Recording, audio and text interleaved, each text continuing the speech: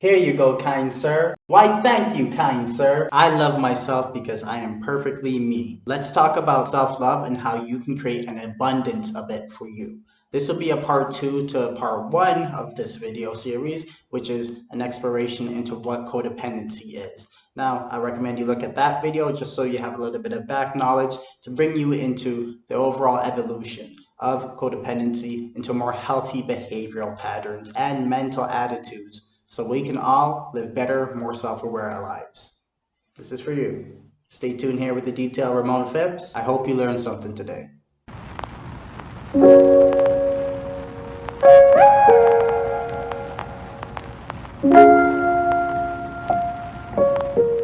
So let's dive right into it. In part 1 of this series, we explored how attachment trauma led to a lot of the manifested mindsets and behavioral actions of codependency, or we're going to use a better term at this point in time, self-love deficit disorder. Now, of course, with that being said, self-love deficit needs to be corrected. So the first step towards correcting this is going to be to, of course, resolve the attachment trauma.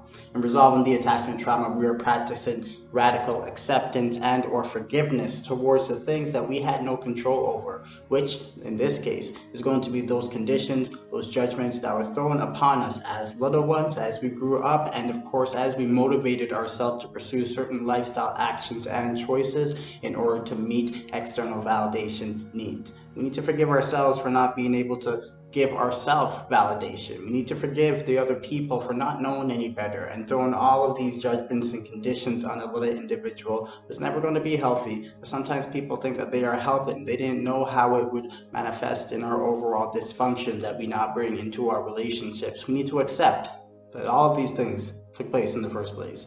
Now, there's a lot of ways that we can go about resolving our attachment trauma. For people with very adverse and severe experiences, you might need to go into, real helpful resources such as therapy, or even going to see a psychologist, going to see a counselor, going to see a recovery coach, going to a couple different groups. Maybe groups are based on CBT or dialectics. There are a lot of great therapeutic resources that can be utilized, or of course, if you want to take things slow, or if you don't necessarily need those type of helps, then you can practice meditations or reflections, journaling activities. These are great ways for you to analyze your life.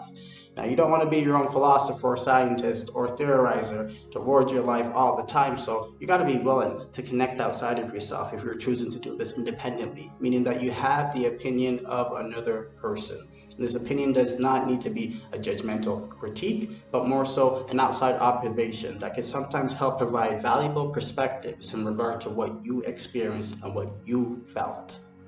Sometimes a professional is going to be needed for this, so do not take this experience lightly. Allow yourself to really find resolution to your attachment traumas, because it could mean redefining the way that you choose to love people, but more importantly, love yourself. Now, whether you're in the process of resolving that attachment trauma or you have resolved a lot of your attachment trauma, we are going to be in that phase of helping ourselves mold a new core sense of self-love. And the beautiful thing about this is you can mold it any way that you want to. You can start anywhere that you want to, but oftentimes we're going to have to start small. So I'm looking at what it means to have an identity based on self-love. First and foremost, it is an identity that has judgments and, of course, conditions removed. So you do not need anything to define a reason why you love yourself. And this is how we start to, of course, cultivate self-love abundance. It's not about the car. It's not about the money. It's not about the status. It's not about the fashion. It's not about X, Y, and Z. It's not about anything beyond you being a human. And you're a human being that is flawed. You're a human being that's going to make mistakes or has made mistakes. You're a human being that's going to fail. You're a human being that's going to make bad decisions and choices. But that doesn't mean that you are bad. That doesn't mean that you are a mistake. That doesn't mean that you are worthless and undeserving to other people. You have to allow yourself to see yourself objectively here. And objectively, there might be things that you do need to work on, but it doesn't necessarily mean that you are crap. Do not call yourself that. Do not say that I need to be a perfectionist, therefore I will try to strive for everything to be right in my life, because that is a failing battle. Developing an identity that is based on self-love requires 3 main things. Practice is the foundation of all of them. Practicing self-respect, practicing self-care, and of course, practicing self-love. In this video, I'm just gonna go over some examples quickly of how we can better ourselves in these areas. So for self-care, go ahead and take yourself out. Make sure that you give yourself an allotted period of time, whether in the day or within the week, where you just focus on yourself. Go get pampered, go get a pedicure, go get a manicure. Play video games for an hour. Allow yourself to just, again, detach from everyone and everything else, all their stresses, and dedicate with intention time to yourself. Exercise, work out, do a meditation, or even connect with quality time, because you allowed yourself that time to do this specific action because you wanted it, and it is for no one else but for you and your emotional needs. With self-respect, it's an identification of our values. Now, values is going to be a topic that I explore hugely in depth on this channel, and you can look forward to that. But if you understand your values and you live by your values, then you respect yourself. If you do not live by your values, then you likely did something to disrespect yourself, which then could lead to guilt and lead to shame-based thinking patterns. You want to avoid these things. So first, you must understand your value system. In understanding your value system, you start to align yourself with your moral compass with the behaviors and actions you choose to proceed. Now, what can this actually look like? If you value hard work and you find yourself procrastinating, well, you're setting yourself up for a shame-based thinking pattern. If you value loyalty in a relationship and you find yourself being unfaithful, where you're setting yourself for your shame-based thinking patterns. If you find yourself needing to be a perfectionist in life, again, there's no such thing as perfection in this world. You're setting yourself up for a shame-based thinking pattern. We're trying to understand distortions, irrational ways of thinking, impractical ways of thinking about any human being in their one human existence. And we're trying to shove those out the door, because if no human being could achieve perfection, if no human being could be right all the time, if no human being could be perfect all the time, make the best choices all the time, then what can we expect of ourselves? We can expect that we are going to be flawed. And with this sense of acceptance, we can live radically in this beautiful belief that this flawed nature doesn't make us bad, doesn't make us negative, doesn't make us worthless. Now that's what starts to change your overall beliefs towards yourself. Because if you can recognize that you can make mistakes, if you can recognize that you can give yourself some time, and that's not going to mean that you are just being disrespectful for other individuals. If you can recognize that standing up for your own rights, being assertive towards your needs, means that you are asking for respect as much as you are given respect, then this means that you can start to love yourself a little better. Now, how can you even practice self-love involves one small way. I always recommend just trying to do daily gratitudes or self-affirmations. Look yourself in the mirror and say, I love you today. You are deserving. You are somebody that I respect. I want to be better for tomorrow, but I love where I am today. Allow yourself to practice this dialogue within the mind, because it is the same dialogue that drives our negative thinking spiral. Suppose it's this approach to take control of your thinking, your thoughts, so that you can use this as a tool to guide motivations, to guide your feelings. Because again, negative thinking spirals such as I am worthless puts you into negative headspaces, which then connects itself to negative emotions such as sadness, loss, grief, this fear.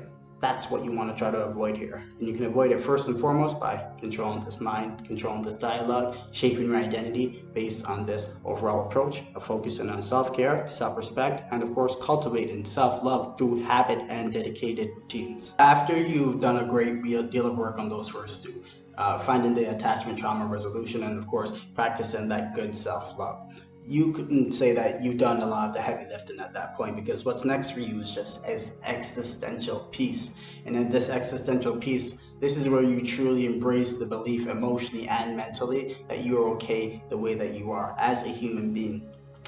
We've seen this word existential before. In existential crises, these are when people feel like they have no sense of purpose, they have no sense of worth, they have no sense of fulfillment in this lifetime, in this experience of your human world. Then we shape this overall mentality into our pessimistic worldviews, and that's a problem. We create that for ourselves. Yet our neighbor can be living happy-go-lucky because he doesn't necessarily think of the world in that same perspective. He might just be Christian. He might just be somebody who's very altruistic in his given nature. He might just be an individual who's like a teacher or whatever it may be, and they find their value in that overall line of work. This is a person who has a different experience but is right next to me.